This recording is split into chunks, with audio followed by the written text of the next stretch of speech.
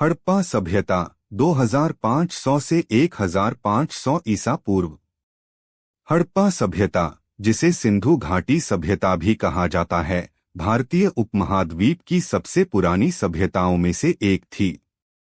यह सभ्यता मुख्य रूप से वर्तमान पाकिस्तान और पश्चिमोत्तर भारत में फैली थी।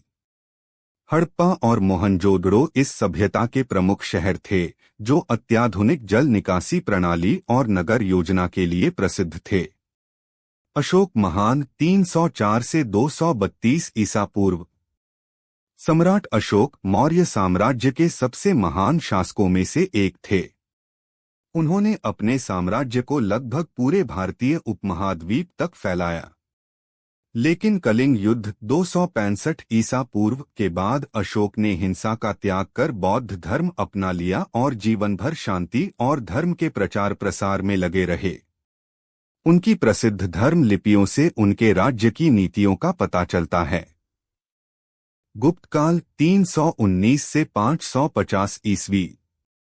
गुप्त वंश का काल भारतीय इतिहास का एक स्वर्णिम युग कहा जाता है। इस समय में कला, साहित्य, विज्ञान और गणित में महत्वपूर्ण प्रगति हुई। सम्राट चंद्रगुप्त द्वितीय और समुद्रगुप्त जैसे शासकों के अधीन गुप्त साम्राज्य ने राजनीतिक स्थिरता और सांस्कृतिक उत्कर्ष देखा। आर्यभट्ट ने इसी समय में खगोलशास्त्र और गणित के क्षेत्र में अद्वितीय योगदान दिया। अलाउद्दीन खिलजी 1296 से 1316। अलाउद्दीन खिलजी दिल्ली सल्तनत के खिलजी वंश के दूसरे शासक थे। उन्होंने मंगोल आक्रमणों का सफलतापूर्वक सामना किया और दक्षिण भारत में भी अपने साम्राज्य का विस्तार किया। उनकी प्रशासनिक और सैन्य सुधारों ने दिल्ली सल्तनत को एक सशक्त शक्ति बना दिया।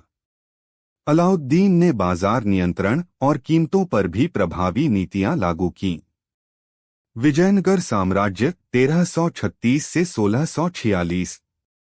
विजयनगर साम्राज्य दक्षिण भारत में स्थित एक शक्तिशाली साम्राज्य था, जिसकी स्थापना हरिहर और बुक्का ने की थी।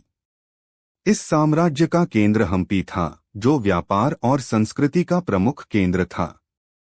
कृष्णदेवराय इसके सबसे प्रसिद्ध शासक थे। विजयनगर साम्राज्य ने अपने समय में हिंदू धर्म और संस्कृति को बढ़ावा दिया और लंबे समय तक दक्षिण भारत पर अपना प्रभाव बनाए रखा। शिवाजी महाराज 1630 से 1680। छत्रपति शिवाजी महाराज मराठा साम्राज्य के संस्थापक थे। उन्होंने मुगलों और आदिलशाही साम्राज्य से संघर्ष कर एक स्वतंत्र मराठा राज्य की स्थापना की।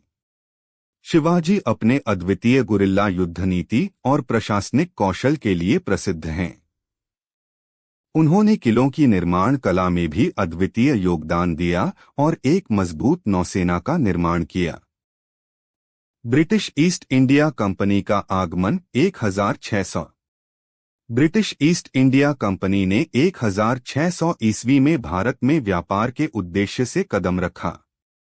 धीरे धीरे कंपनी ने भारत के विभिन्न हिस्सों पर नियंत्रण स्थापित किया और 1757 में प्लासी की लड़ाई के बाद बंगाल में अपने शासन की शुरुआत की।